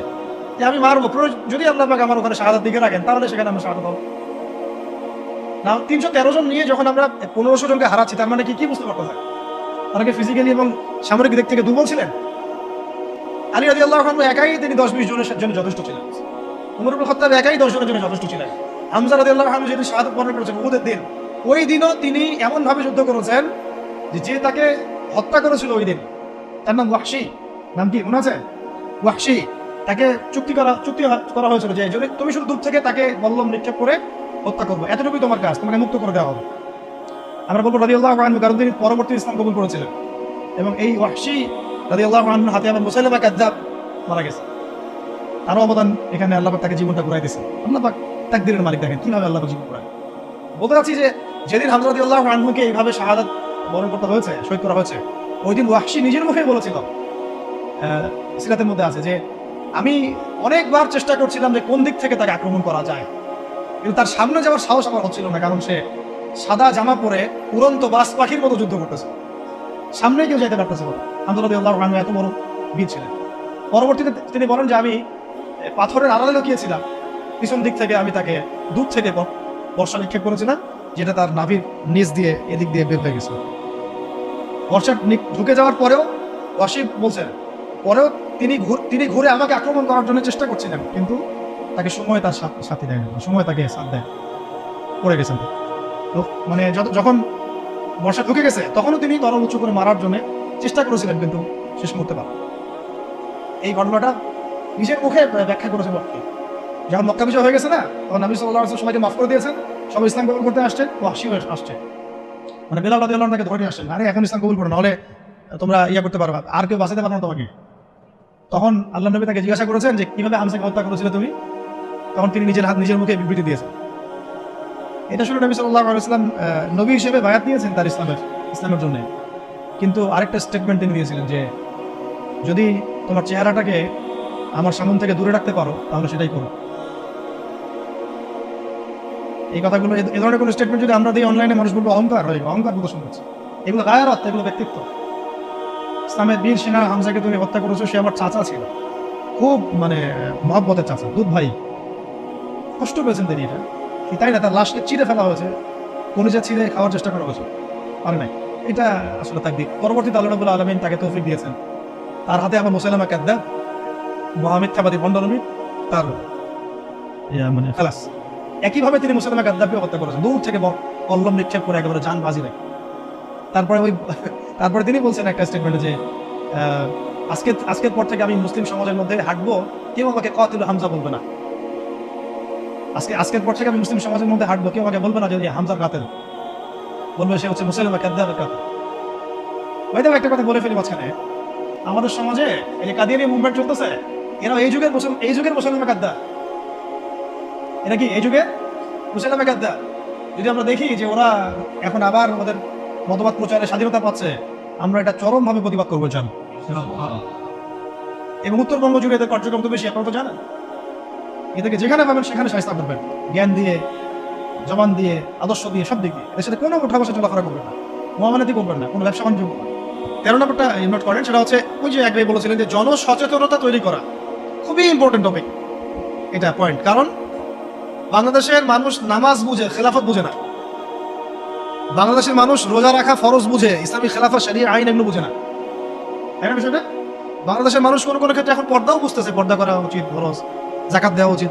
ইসলামী শাসন কায়েমের বিষয়টা তারা বোঝে, বরং তাদের মধ্যে অনেক সন্দেহ কাজ করে যে আসলে এটা করলে আবার পশ্চিমারা আমাদের উপর তেড়ে আসবে কিনা, আমাদের স্বাধীনতা হস্তক্ষেপ করবে কিনা, তাই না? এটা তাইলে এই খিলাফার সুফল, উপকারিতা এবং এটা না থাকার কুফলটা জনগণের মাঝে প্রচার করা, ব্যাপকভাবে দাওয়াতের মধ্যে এটা নিয়ে আসা, এই শব্দগুলো ব্যবহার করা। এবং এর বাইরে বিপরীতে যে তাগুতি সিস্টেম, যে যে so called democracy, so called secularism, communism, so called nationalism, এগুলো যেভাবে আমাদের ক্ষতি করতেছে, ইসলামী শরীয়তের পথে বাধা হয়ে দাঁড়াচ্ছে, এটা মানুষের সামনে স্পষ্ট করা। মানে এক কথা পয়েন্ট হচ্ছে জনসচেতনতা তৈরি করা, খেলাফার পক্ষে জনসচেতনতা তৈরি করা। ওটা হলো 13। 14 হচ্ছে অমুসলিমদেরকে বোঝানো, অমুসলিম ভাই বোনদেরকেও এটা বোঝানো বা জানানো যে খিলাফার আন্ডারে তারাই সবচেয়ে বেশি সিকিউর থাকতে পারবে। কারণ একটা প্রশ্ন উঠে খেলাফার কথা আসলে, যে খেলাফা হলে কি এটা মৌলবাদী রাষ্ট্র হয়ে যাবে কিনা, হিন্দুদের উপর অত্যাচার হবে কিনা, এই হবে কিনা, সেই হবে কিনা। এটা সম্পূর্ণ একটা মিথ্যা বানোয়াট বোগাস। উমর রাদিয়াল্লাহু আনহু খেলাফত কালে কোনো অমুসলিমের উপরে যারা পরিমাণ কোনো অত্যাচার হয়েছে?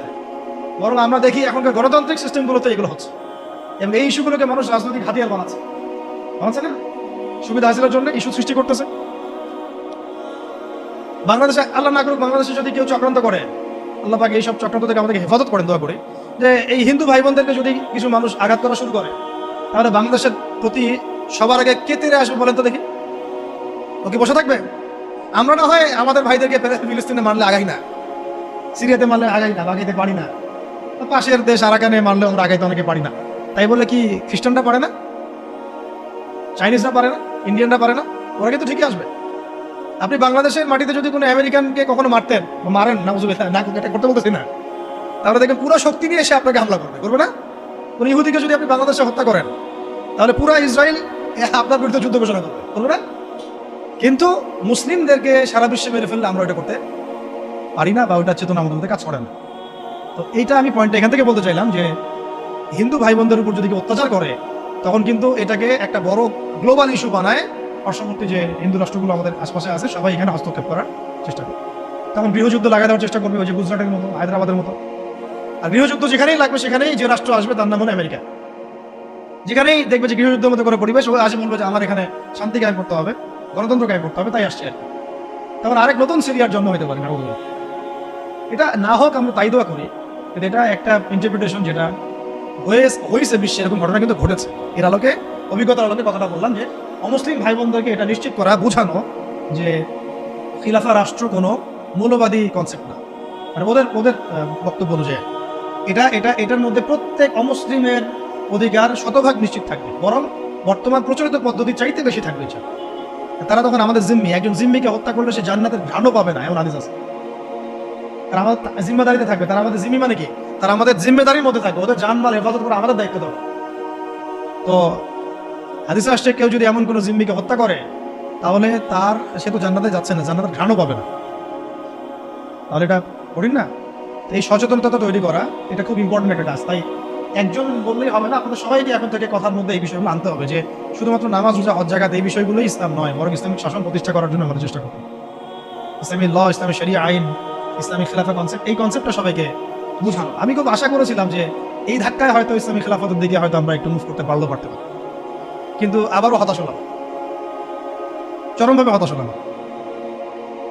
আমরা দেখলাম যে মাজলুমের বিজয় হলো, জালেমের পতন হলো, এরকম করে আমরা দেখলাম।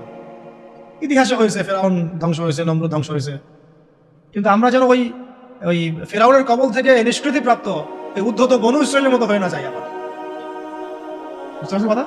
ফেরাউনের কবল থেকে মুক্তি পাওয়ার মাত্র 40 দিনের মাথায় বনু ইসরায়েল বাছুর পূজা শুরু করছিল। কত দিনের মাথায়?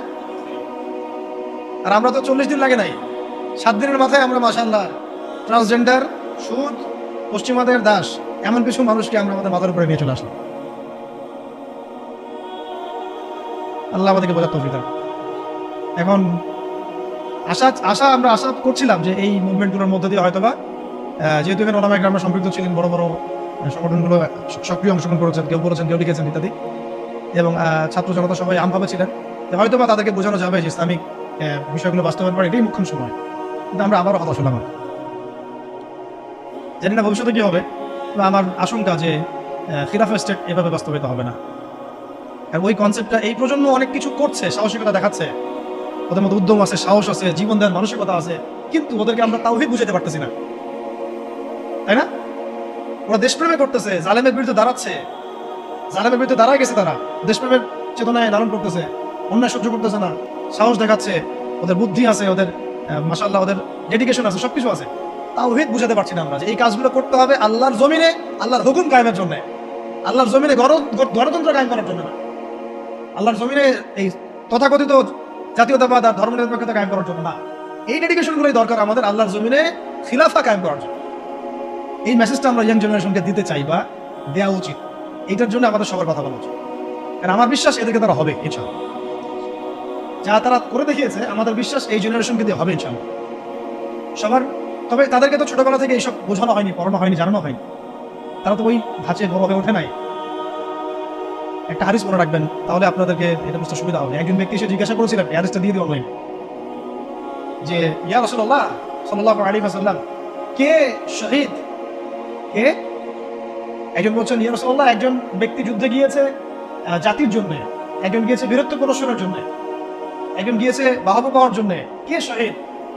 নবীজি বলছেন এক বাক্যে, মান কাতালা লিতাকুনা কালিমাতুল্লাহি হিয়াল উলিয়া ফাহুয়া ফি সাবিলিল্লাহ। যে ব্যক্তি শুধুমাত্র আল্লাহর জমিনে আল্লাহর কালিমার পতাকা সমুন্নত করার জন্য যুদ্ধে গিয়েছে, শহীদ হয়েছে, ওইটাই আল্লাহর রাস্তা, ওইটাই শহীদ। এটা শহীদের সবচেয়ে বড় স্তর। হ্যাঁ, অবশ্যই মাজলুম যারা জালেমের বিরুদ্ধে দাঁড়িয়েছে, তারাও ইনশাআল্লাহ শহীদ, ইনশাআল্লাহ তারাও শাহাদাতের মর্যাদা পাবে ইনশাআল্লাহ। নবীজি এই হাদিসের মধ্যে এইভাবে বলেছেন, মান কাতালা লিতাকুনা কালিমাতুল্লাহি হিয়াল উলিয়া ফাহুয়া ফি সাবিলিল্লাহ। যে ব্যক্তি আল্লাহর জমিনে আল্লাহ পাকের পতাকাটা, মানে কি পতাকা বলতে এখানে কি বোঝাচ্ছে? শরিয়া, আল্লাহর দ্বীন, খেলাফা, এটা কায়েম করার জন্য জিহাদ করে, যুদ্ধ করে, অথবা শহীদ হয়, এটা হলো আল্লাহর রাস্তায়। অবশ্যই যে কোনো জালেমের বিরুদ্ধে দাঁড়িয়ে যদি শহীদ হয়, সে শহীদ হবে। অত্যাচারী শাসকের সামনে দাঁড়িয়ে যদি হক কথা বলে, তাকে যদি হত্যা করে ফেলে, সেও শহীদ হবে। অনেক স্তর আছে, এটা সর্বোচ্চ স্তর। সাহাবীরা কিন্তু এই চেতনাতেই যুদ্ধে গিয়েছেন। সাহাবীরা কি ভাষার জন্য যুদ্ধে গিয়েছিলেন? সাহাবীরা কি মানে কি বলবো, দুনিয়াবি কোনো স্বার্থে যুদ্ধে গিয়েছেন, জিহাদে গিয়েছেন? তারা শুধু আল্লাহর দ্বীন কায়েমের জন্য জিহাদ। অন্য কোনো স্বার্থ ছিল? এমনকি তাদেরকে এই স্বার্থ ছিল যে যুদ্ধে জয় হলে আমি গনিমত পাবো অনেক, হ্যাঁ, এই নিয়ে ছিল, যুদ্ধ জয় হলে আমি অনেক গনিমত পাবো, সম্পত্তি হবে, আমাকে সবাই বীর বলবে, ইত্যাদি ইত্যাদি। এরকম কোনো একটাই লক্ষ্য উদ্দেশ্য নিয়ে তারা ঝাঁপিয়ে পড়েছেন, সেটা হচ্ছে আল্লাহর জমিনে আল্লাহর তাওহীদ, লা ইলাহা ইল্লাল্লাহ, এই কালিমা যেন প্রতিষ্ঠিত হয়। আল্লাহর কালিমা প্রতিষ্ঠা হওয়া মানে আল্লাহ পাকের শাসন, আল্লাহ পাকের বিধান, খেলাফা, এটা যেন বাস্তবায়ন হয়। মানে এক কথায়, আমার কথা এক কথা, জমিন আল্লাহর, হুকুম চলবে আল্লাহ, সহজ কথা শেষ। এই জমিন কার? আল্লাহর জমিন, বিধান চলবে কার? আল্লাহ। আল্লাহর জমিন, শাসন চলবে কার? এখানে শাসক হচ্ছে আল্লাহর প্রতিনিধি, শাসক জনগণের কাছে মুখোপেক্ষী না। এখানে শাসক কার প্রতিনিধি? আল্লাহর প্রতিনিধি।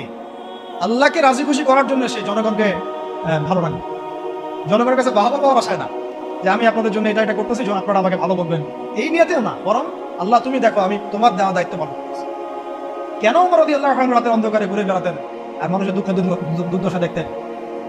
কেন তিনি দেখলেন যে একটা চুলার মধ্যে এক মা রান্না করতেছেন, খাবার নাই, নিজে গিয়ে বাইতুল মাল থেকে নিজের কাঁধে করে নিয়ে এসে তিনি তাদেরকে দিলেন? কি উদ্দেশ্যে? ওই মায়ের কাছে কোনো বাহবা পাওয়ার উদ্দেশ্যে? ওই বাচ্চাদের কাছে কোনো বাহবা পাবেন এই উদ্দেশ্যে? ভালো বলবেন এই উদ্দেশ্যে? দুনিয়াবি কোনো স্বার্থে? পশ্চিমকালেও না। শুধু এক আল্লাহকে খুশি করার জন্য, তার ভয়ে যে আমার আন্ডারে যদি কোনো ব্যক্তি জুলুমের শিকার হয়, তাহলে তো আল্লাহ পাক আমাকে ধরতে পারে, আর আমি যদি তার এই দুঃখ দুর্দশা দূর করে দেই, আল্লাহ পাক আমার দুঃখ দূর করবে, সন্তুষ্ট হবে। এখানে একটা মারাত্মক পয়েন্ট আছে যেটা আমরা মিস করতেছি। তরুণ ভাইদেরকে বলবো, নিয়াত ঠিক করে নাকি, আপনি কোন নিয়াতে এবং কি উদ্দেশ্যে লড়াই করছেন, আমি সংগ্রাম করছি।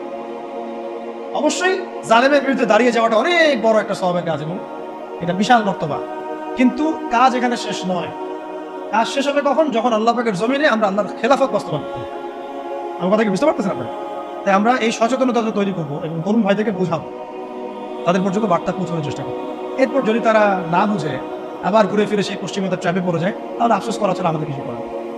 তখন আল্লাহি তখন এই হাজার হাজার শহীদের রক্তের সাথে গাদ্দারি হয়ে যাবে, হবে না? তখন আল্লাহি আল্লাহর কসম এই হাজার শহীদের সাথে গাদ্দারি হয়ে যাবে।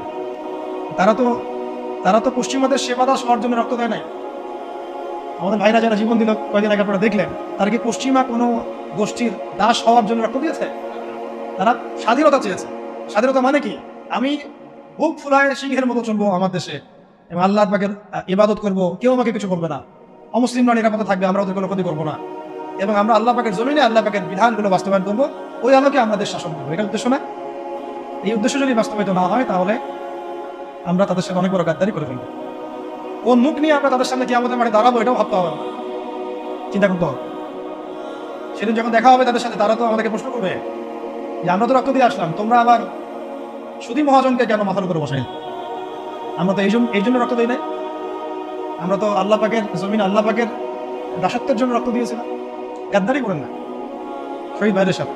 আমি জানি মাসওয়ারা আপনারা ওলামায়ে কেরাম, বরেণ্য ওলামায়ে কেরামদের সাথে করছেন, অন্য থিঙ্ক ট্যাঙ্ক আছে আপনারা, কিন্তু আল্লাহ না করুক, দোয়া করি এমনটা যেন না হয়।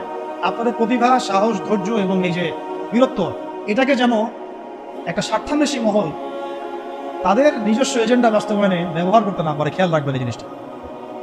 আল্লাহ পাক আপনাদেরকে বোঝার তৌফিক দান। আমাদের এই জিনিসটা খেয়াল রাখতে হবে যে আমাদের নিয়াতটা এটা থাকবে, অমুসলিমদেরকে বোঝানো যেন খেলাফার আন্ডারে তারাও শান্তি শৃঙ্খলার সাথে থাকতে পারবে, এটাতে কোনো সমস্যা নেই। বরং আপনারাই বলেন যে একটা এলাকায় খুব চুরি হচ্ছে মনে করেন, যদি জুমার দিন জুমার নামাজের পরে চোর একটা চোরকে সামনে ধরে সব জনগণের সামনে হাতটা দিয়ে কেটে কবজি পর্যন্ত, চুরি তো নিশ্চয়ই বাড়বে নাকি? চুরি কি তখন বাড়বে সমাজে না কমবে? এই যে চুরি করলে যে চোরের হাত কাটতে হয়, বলেন তো আমাদের দেশের কত % মুসলিম এই আকীদাটা পোষণ করে? যারা এখন মানে আমাদের উপরে নিচে ডানে বামে আছে, তারাও কি মনে করে যে এটা একটা ইসলামী শরিয়া, এটা করা উচিত? বরং বেশিরভাগই মনে করে এটা তো একটা মৌলবাদী বিষয় হয়ে যাবে, পশ্চিমারা আবার আমাদেরকে তেড়ে আসবে ইত্যাদি ইত্যাদি, তাই না? বলবো যে এটা তো কি ফান্ডামেন্টাল রাষ্ট্র হয়ে গেছে। ওরা তো কখনোই চাইবে না একটা রাষ্ট্র খেলাফা কায়েম হোক, তারা চাবে মডারেট ইসলাম যেন প্রতিষ্ঠিত হয়। মডারেট ইসলাম মানে কি? যেটা পশ্চিমাদের স্বার্থ রক্ষা করবে, আবার এদিকে নামাজ রোজা, পশ্চিমাদের স্বার্থ রক্ষা করবে, আবার নামাজ রোজা হজ যাকাতও জানতে হবে। এই ইসলাম তারা পছন্দ করে, এই ধরনের আলেমদেরকে তারা পছন্দ করে, এই ধরনের ইসলামিক সেলিব্রিটিকে তারা পছন্দ করে, ব্যক্তিদেরকে পছন্দ করে। আর আমরা যখনই বলবো যে না আমরা ওদের সেবা তো সব না, আল্লাহ পাকের জমিনে আল্লাহ পাকের শরিয়া বাস্তবায়ন করতে হবে খেলাফা, তখন আমাদেরকে এরা বলবে এরা পাহাড়ি মোল্লা। এরা কারা? আরে তোমরা তো সাক্ষী আছো, পাহাড়ি মোল্লারা যখন রাষ্ট্র ক্ষমতায় গিয়েছে ওরা সিংহের মতো গেছে, পশ্চিমাদের সেবাদাস হয়ে যায় নাই, সিংহের মতোই ছিল, সিংহের মতোই যুদ্ধ করছে, সিংহের মতোই শাসন ক্ষমতাও পাইছে। ওদেরকে কারোর সাথে নেগোশিয়েট করতে হয় নাই যে আমাদেরকে একটা আলেম কোঠা দাও রাষ্ট্র চালাই, তুমি আমাকে কোঠা দাও কি? বরং ওলামায়ে কেরাম বা মুজাহিদ ভাইরা তারা সিদ্ধান্ত নেবে যে কারা থাকবে প্যানেলে, কারা থাকবে। তুমি সিদ্ধান্ত দেওয়ার পশ্চিমারা কে? সিদ্ধান্ত দেওয়ার পশ্চিমারা কে? আপনি লড়ছেন, স্বাধীন আপনি করছেন, সংগ্রাম আপনার, সিদ্ধান্ত ওরা দেওয়ার কে? এই জিনিসগুলো আমরা বুঝতে পারতেছি না। তো এই আমাদের জেনারেশনকে এটা জানানো বোঝানো যে ইসলামিক লস যেগুলো আছে, হাত কাটা, রজম, এই জিনার শাস্তি, চুরির শাস্তি, মদের শাস্তি, তারপরে যে ব্যভিচারের শাস্তি, ধর্ষণের শাস্তি, বা এই যে একজনকে হত্যা করে ফেললো নিরীহ মানুষ মাজলুম, তার কেসাস, হুদুদ কেসাস, এগুলো বোঝানো, শব্দগুলো পরিচিত করা দরকার। তাগুত, হুদুদ, কেসাস, শরিয়া, ঈমান, খেলাফা, শব্দগুলা কি করা দরকার? পরিচিত করা দরকার। মানুষ তো জানেই না শব্দগুলো, বুঝতেই পারতেছে না শব্দগুলো। এখন আমি একা বা 10 জন 20 জন মানুষ বললে কি সবাই জানবে? সবাইকে বলতে হবে, সবাইকে বলতে হবে কথা, এগুলো সবাইকে কথা বলতে হবে। হয়তোবা আগামীকালকে খেলাফত কায়েম হবে না, কিন্তু আপনারা আমরা যদি এই মেহনতটা চালু করে মানুষকে এই খেলাফার ফজিলত বুঝাতে পারি এবং এটা না থাকার কুফল বুঝাতে পারি, কে জানে 20 বছর পর হয়তো হবে ইনশাআল্লাহ। 15 বছর 16 বছরের একটা সিলসিলা 15 সেকেন্ডের মধ্যে চলে যায় নাই, 15 দিনের মধ্যে চলে যায় নাই, উঠে যায় নাই। এই তো কয়দিন আগে কি মনে হচ্ছিল, এখন মানুষ কি মনে করতেছে? কি আকাশ আসমান জমির পার্থক্য, কি ছিল আর কি হলো? এটা কার পরিকল্পনা? তাহলে আমরা হয়তো আগামীকাল খেলাফত কায়েম করতে হয়তো পারবেন না, নাও পারতে পারেন, ইল্লা মাশাআল্লাহ। কিন্তু এই বিষয়গুলো যখন মানুষ জানবে, আলোচনা হবে, চর্চিত হবে, একদিন না একদিন তো হবে ইনশাআল্লাহ। এটাই আমাদের কাজ, প্ল্যাটফর্ম তৈরি করা। তাহলে ইলমের সাথে আমল, তাজকিয়া, তারপরে ওলামায়ে কেরামদের সোহবত, মুরব্বি রাখা, মশওয়ারা করা, আমিন নির্ধারণ করা, তারপর সুরাভিত্তিক পরামর্শ করা, হালাল খাওয়া, এদাত মানে ফিজিক্যালি ফিট থাকা, এবং সিরাতের চর্চা বলছি কেন? কারণ সিরাতের মধ্যেই সবকিছু দেখাই আছে কিভাবে আপনি করতে হবে। এবং ব্যাপক দাওয়াতি কাজ করা, সচেতনতা মানে দাওয়াতি কাজ করা, এবং দাওয়াতের সাথে সাথে জিহাদের প্রস্তুতি রাখা, এটা শেষ কথা। দাওয়াতের সাথে সাথে কি রাখা? জিহাদের প্রস্তুতি রাখা। দেখেন শেষ কথা, এগুলো শেষের দিকে কথা, যে মক্কায় হচ্ছিল না, সাহাবীরা আবিসিনিয়া চলে গেলেন, নবীজি তায়েফে গেলেন। কে জানতো যে মদিনা থেকে 6 জন ব্যক্তি আসবেন, সেখানে আবার ইসলাম পৌঁছাবে, সেখানে ইসলামিক রাষ্ট্র কায়েম হবে? কে জানতো? দেখেন দাওয়াতের মধ্য দিয়ে ইসলামিক রাষ্ট্রটা কায়েম হয়েছে, আর ওইটা একটা ইমারা প্রতিষ্ঠা হয়েছে। তারপরে দেখেন পুরো আরবের মধ্যে যে ইসলামিক খেলাফার রূপরেখাটা, এটা কিন্তু শুধু দাওয়াতের মাধ্যমে তখন হয়নি, সাথে সাথে জিহাদও লেগেছে। আল্লাহ নবী সাল্লাল্লাহু আলাইহি সাল্লাম মদিনার এই 9-10 বছরে কয়টা যুদ্ধ করেছেন আপনারা জানেন? 81টা বা 87টা এরকম আর কি পরিসংখ্যান। নিজে করেছেন, নিজে। আমি সিরাত পড়েছি এবং সিরাতের আমি খুব ভালো স্টুডেন্ট, এবং আল্লাহর রহমতে আমরা সিরাত পড়াচ্ছি অনেক মানুষকে, আলহামদুলিল্লাহ। সিরাতটাকে আমি খুব গভীরভাবে পড়ার চেষ্টা করি, কারণ এখানেই সলিউশনগুলো দেওয়া আছে। প্রতি 1 থেকে 1.5 মাসেই যুদ্ধ হয়েছে, যুদ্ধের উপর যুদ্ধ। 9 বছর আপনি পড়েন মাদানী জীবন, 9 বছর প্রতি মাসে যুদ্ধ হয়েছে, কমপক্ষে 80টা। এটাতে নবী সাল্লাল্লাহু আলাইহি ওয়াসাল্লাম নিজে উপস্থিত, সারিয়া গাজওয়া মিলে। আর সারিয়া হিসাব করলে আরো বেশি হবে, গাজওয়া কথা বলছে, ওইটার প্রিপারেশন রাখা। তো এটা পরবর্তী স্টেপ। আগে স্টেপগুলো আমাদেরকে সাজিয়ে নিয়ে এই পুরো ছকটাকে মাথার মধ্যে রেখে এখন আমাদের মৌলিক কাজ হচ্ছে সবাইকে খিলাফা কনসেপ্টটা বোঝানো, সচেতনতা তৈরি করা, এর সুফলগুলো তুলে ধরা, এবং অমুসলিমদের যে ভীতি কিছু আছে, ইসলাম সম্পর্কে নেগেটিভ কিছু ধারণা আছে, এগুলোকে দূর করানো, এবং একটা জামা ফর্ম করে ফেলা। জামা মানে একটা প্ল্যাটফর্ম ফর্ম করা, যারা খিলাফা মুভমেন্ট নিয়ে সামনে কাজ করবে।